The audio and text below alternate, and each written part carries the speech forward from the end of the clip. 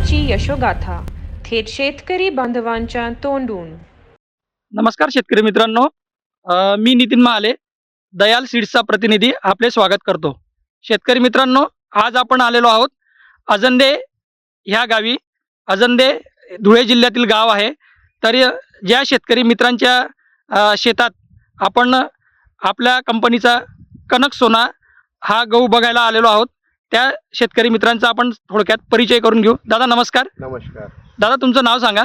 माझं नाव आहे बाबुल गोरख सुभाष, गाव अजंदे बुद्रुक, तालुका शिंदखेडा, जिल्हा धुळे। बरोबर दादा, तुमच्या शेतामध्ये कोणतं वाण तुम्ही लावलेलं आहे? हे जे आहे कणक सोना। बर, इतरही कोणतं वाण तुम्ही तुमच्या शेतात लावलेलं आहे का? माझ्या शेतात परत हे बाजूचं शेत आहे, इथे लोकवन म्हणून टाकलेलं आहे।